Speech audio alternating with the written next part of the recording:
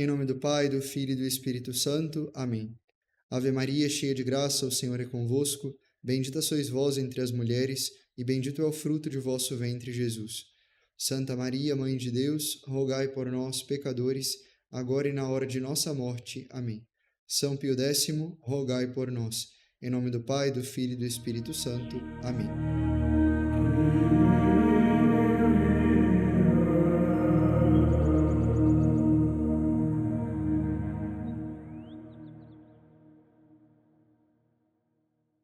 Muito bem. Quando nós abrimos uma carta que alguém nos escreve, muitas coisas podem nos marcar positivo ou negativamente. O papel, o envelope, o zelo e o cuidado com a escrita, mas o que de fato mais importa e o que mais marca é sempre a mensagem. Dom Ollier, na sua obra Entretien sur la spiritualité du chant grégorien, conversa sobre a espiritualidade do canto gregoriano, ele vai dizer que o canto gregoriano é de fato uma mensagem espiritual, que ele é um ensinamento por causa de sua união com a palavra latina e a ideia que essa palavra exprime. E, portanto, então, o canto gregoriano apresenta essa mensagem espiritual. E para que essa mensagem seja bem compreendida, é necessário preocuparmos-nos, então, imensamente com a inteligibilidade do texto, quer dizer, com a compreensão do texto.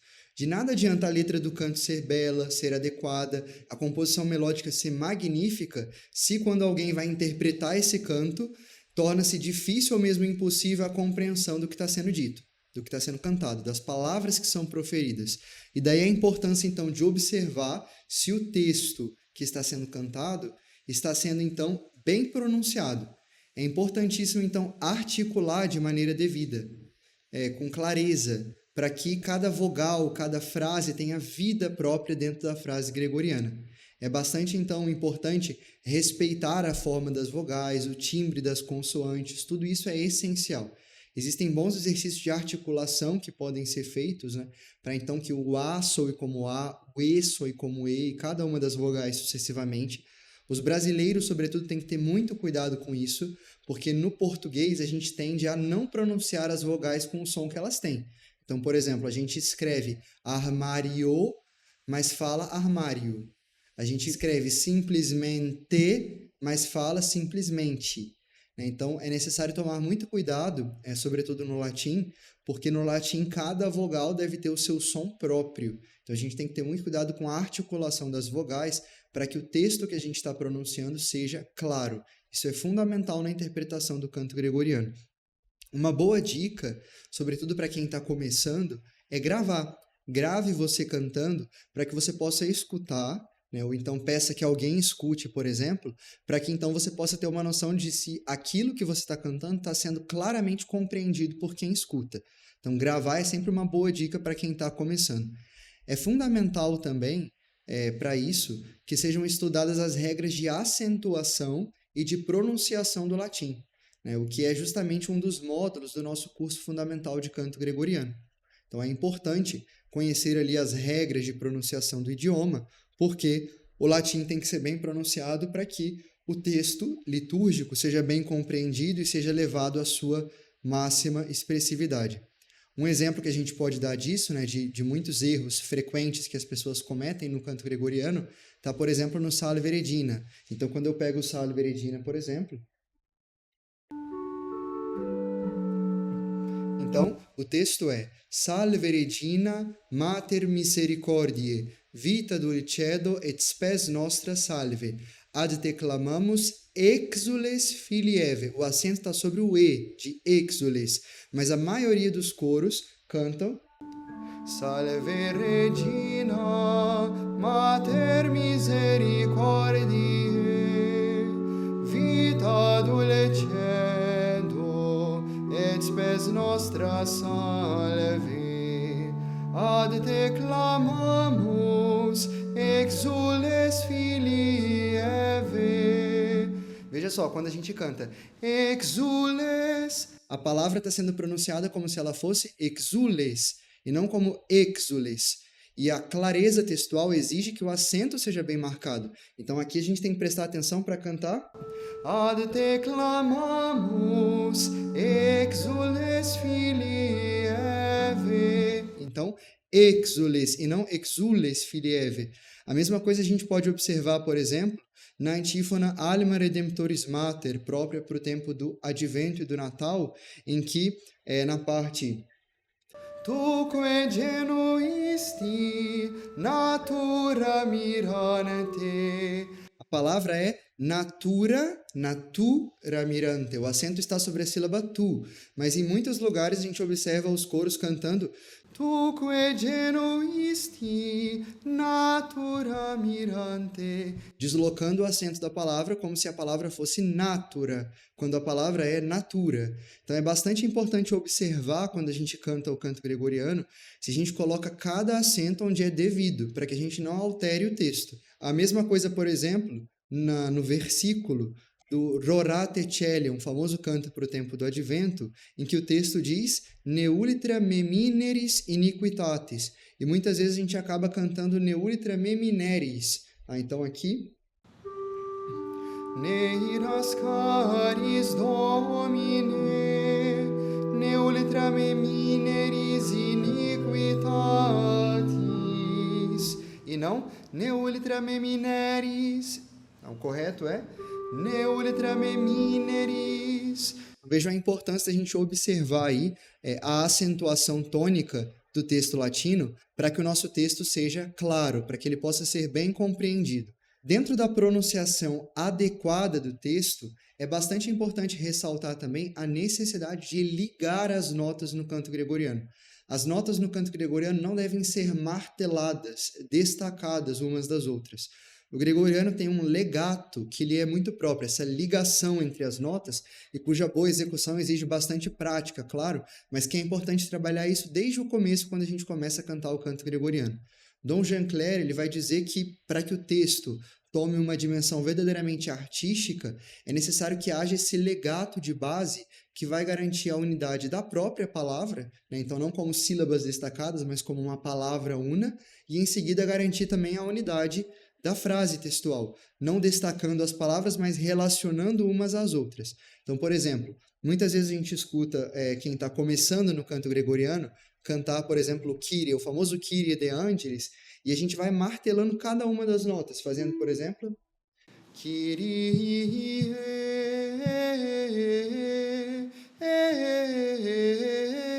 Nesse caso, quem ouve o canto, ouve espécie de marteladas das notas.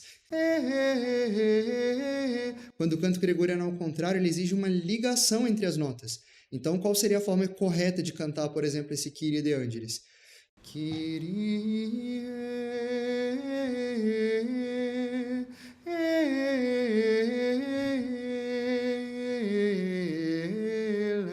eleison. Quem ouve, não ouve então as notas de maneira destacadas, mas sim de maneira ligada. A mesma coisa acontece frequentemente no asperges, em que se tem a tendência de destacar muito as notas, cantando, por exemplo, asperges me, quando na verdade a gente poderia ligá-las todas fazendo asperges me domine sopo et mondabor.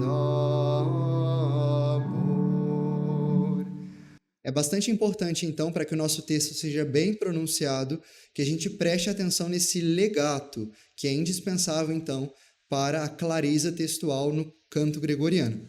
Mas, além de pronunciar bem o texto, é fundamental também, para quem quer cantar o canto gregoriano de maneira autêntica, compreender o que se canta. Então, para uma boa interpretação de qualquer canto, é fundamental que eu tenha uma correta compreensão do sentido daquilo que eu estou cantando. Ignorar isso causaria uma perda de muitas nuances no canto, porque o texto ele é o fundamento originário da melodia, e no caso do canto gregoriano, sobretudo.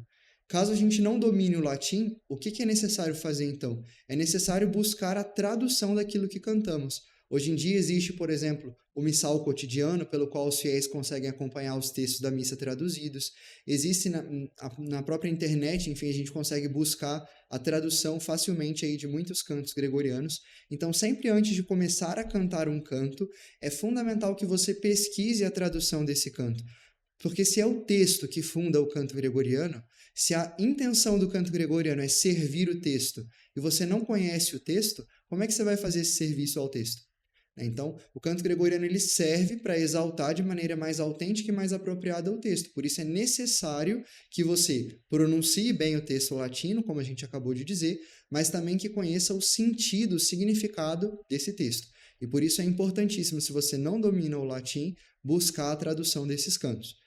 Por fim, a gente pode dizer também que é necessário não somente compreender o texto, mas mesmo de meditar esse texto. Como a gente viu, o canto gregoriano, ele é uma oração. Então é importante buscar compreender o que a igreja quer expressar através desse canto e através desse texto. Isso vai me ajudar muito na hora de interpretar o canto gregoriano para que ele seja ainda mais autêntico. Lá no meu Instagram, vocês podem encontrar uma seção de comentários de peças gregorianas chamada Sentido Espiritual e Musical.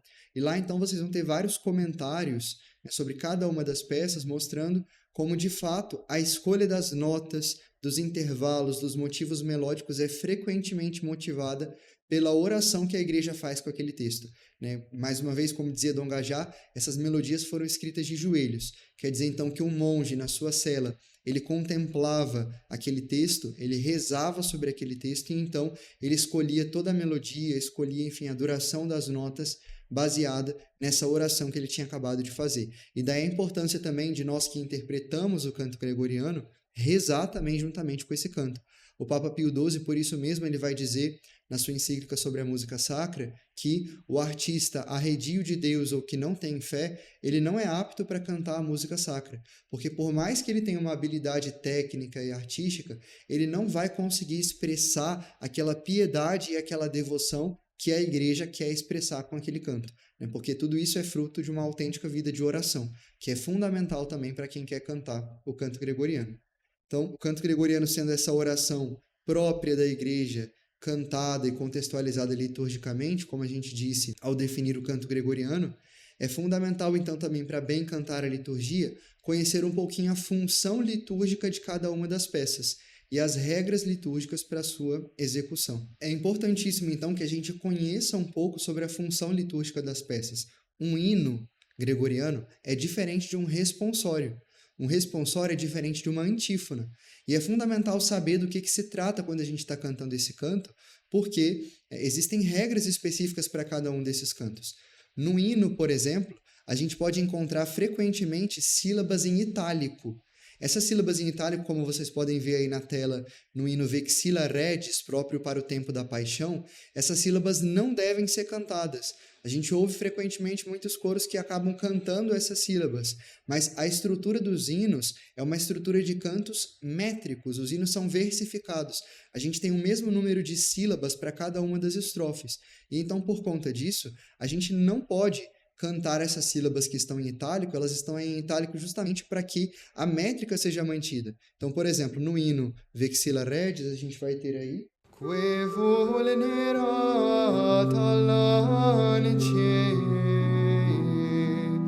mucrone diro criminum, ut nos lavaret sordibus, mana vitum det sanguine. Observem que eu não cantei unda et sanguine, e sim undet sanguine. Esse A que está em itálico aí, ele simplesmente desaparece, porque a gente está falando de um hino. É importante, então, conhecer as regras específicas para cada um dos tipos de canto gregoriano.